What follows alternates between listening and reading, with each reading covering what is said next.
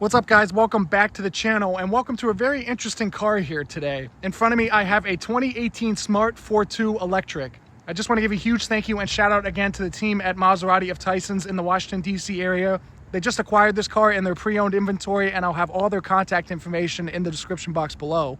But this is going to be a full tour and review of this smart car. To be honest with you guys, I don't think I've ever had the experience to really even sit inside one of these things. I know in Europe and some other places they were very popular, but here in the US, the smart car never really caught on, probably just due to how small this thing is and how kind of slow it is. But nonetheless, to see one of these out in public and in the wild like this is really interesting, and I jumped on the opportunity here to review this car. So if I understand correctly, I believe this is the 4th generation smart car that was unveiled in 2016. I believe it was developed in partnership with Renault, and the smart brand as a whole is actually owned by Mercedes. There's a little bit of Mercedes influence on the interior and stuff like that, which we'll get into as well. But I believe the previous version of this smart car was actually the most popular here in the United States because it had kind of that 3-cylinder engine with the sort of motorbike transmission. So it got a lot of motoring press, if you will, for being such a horrible driving experience. But I think this one is unique because it's the electric version, and it really alleviates all those previous criticisms of that car. Base MSRP of this car back in 2018 was right around $23,000. I believe this is the Passion trim level, so it does have a couple nice options on the interior and stuff like that.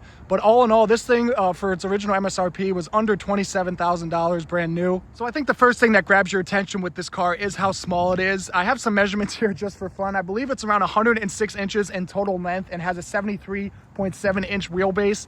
I believe that makes it 60 inches shorter than a typical Mazda Miata. So this thing is really, really small. You can see just in this parking lot here, it basically takes up no space whatsoever. There's basically no hood or anything like that. You have reflector style headlights with a bit of a updated LED signature right there because this is a newer model. You can see the smart logo right there in the grille. There's no cooling or anything necessary, but it is actually open behind there. So that is pretty cool. You can see the smart EQ tech right there. Like I said, there's a lot of Mercedes influence given that this brand is owned by Mercedes. I believe in 2020, this car was actually renamed to kind of the smart EQ or something like that completely. So a little bit confusing in terms of the history and stuff like that, but still very interesting nonetheless. Up front, you can see these kind of split 5-spoke 15-inch wheels on a 165 size tire, very tiny wheel and tire package here. You also have a disc brake in the front. But if we come along to the rear, you can see you have a drum unit back here. The rear tires also are a little bit bigger at 185 section. But one thing I do want to show you guys is how basically there's no hood or there's no area, like I said, in front of this front wheel. It basically just ends right where the front wheel ends. So really interesting there. One really cool element of these smart cars is that they're built on a tritium cell, which is basically designates the architecture that underpins this thing. And essentially, it's made of high-strength steel and aluminum that can apparently withstand huge impacts and collisions, and makes this thing a lot safer than it would maybe appear, obviously, given its small proportions and stuff like that. I think it's nicknamed like the bank vault or something like that because of how solid and well-built it is. This example is also finished in lava orange, which I think was a little bit of an upcharge in terms of the paint option, but I really like that piano trim that kind of accents the rest of the car. This top up here is cloth, and I don't think it's removable or anything. I think you can actually option these cars to have kind of a Targa roof in some other models that folds back and gives you a really open air experience. So I really like that. You have some vents right here. I'm not exactly sure what they do. Maybe they kind of help with the cabin air circulation and stuff like that. If you go ahead and take a look at the trunk space, you can see you can pop the glass open with this button right here, and it's actually a split tailgate, so you can grab this handle to lower the section right there. And I think you have around 8.9 cubic feet of total storage back here, which is actually very impressive given how small this car is, obviously. There's no rear seats to fold down or anything, like this is a 2-seater, but you can see this one also has the charging cable and a couple other accessories back here. I also think you can sit on this if you're tailgating or something like that, so kind of neat stuff there as well. In terms of what's powering this thing, it is a single electric motor. It is rear-wheel drive. It makes around 80 horsepower and 118 foot-pounds of torque. It's connected to a 1-speed automatic transmission, and you get around 75 miles of total electric range in this thing from its 17 kilowatt hour battery, which is pretty good. And if you charge this thing on 120 volts at your house, you can fully charge in around 10-11 hours, and from a level 2 in 3 hours. Obviously, in place of the gas cap right here, you also have the electric charging port. You can see you can remove the cover, obviously, and plug this thing in on a level 1 or level 2 charger. And in terms of performance, I think 0 to 60, you'll get there at some point. I think 80 miles an hour is the top speed of this thing. It only weighs around 2,300 pounds. And as we get into the driving portion of this video, it actually does feel surprisingly quick. Let's go ahead and hop in the smart car, but before we do so, I'll show you guys the key. It is a nice switchblade unit with the unlock, the lock, the trunk release, as well as the actual key for the ignition. Smart logo on the back. If we get to the door, which is basically the entire length of the car, you can see how big this thing is relative to the overall size.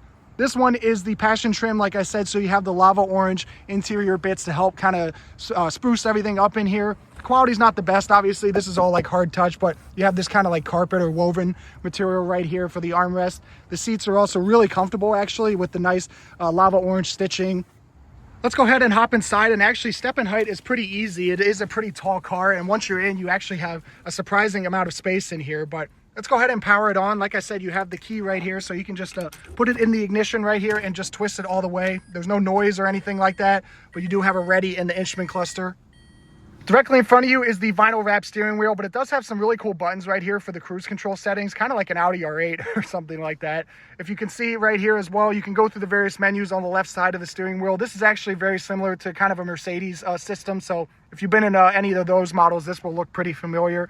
The speedometer right there behind it, the display going up to 100 miles an hour. Like I said, you have the ready kind of indicator in the bottom right as well.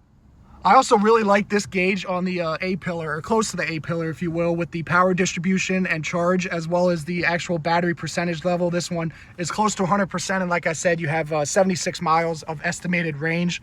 The top of the dashboard is also finished in this kind of woven, softer touch material, if you will, to help spruce up the interior. I really like the way these climate vents look, and they actually have a nice tactile feel as you're moving them around. Continuing down, this is a very simple radio and infotainment display. No CarPlay or anything like that, but you do have kind of some presets and stuff like that. I also think you have Bluetooth audio. Below the radio here are the controls for the climate. I actually really like this kind of see-through panel right here with a little bit, I think it actually has a little bit of magnification right there. And it has a nice tactile feel. You have the fan controls as well as the air distribution, auto climate settings as well. Some cup holders right here, and this is the controller for the 1-speed auto. Very, very simple. It's in park right now. You can just drop it into drive. No backup camera in reverse or anything like that, and no manual controls, but you do have kind of an eco button right here. Below the gear selector is the manual handbrake right here. I really like that. You don't see that in a lot of newer cars anyway. And above you, you have a standard rear view mirror and some controls for the cabin interior illumination. I also like these sunglass holders, or what I think to be sunglass holders, on the passenger and driver kind of B-pillars right there. But that about wraps up the interior tour of the Smart here. Very simple, not too much going on, obviously, but it does have a ton of room, like I said, and I really like some of these other trim pieces and stuff to help kind of brighten everything up. But with that being said, let's go ahead and hit the road in this thing. I'm very curious to see how this thing drives. Hi guys, welcome to the inside of the Smart electric car, and this is my first experience driving one of these, and I think these things are super, super cool. I think this is the perfect kind of a city car for electric driving, if you will.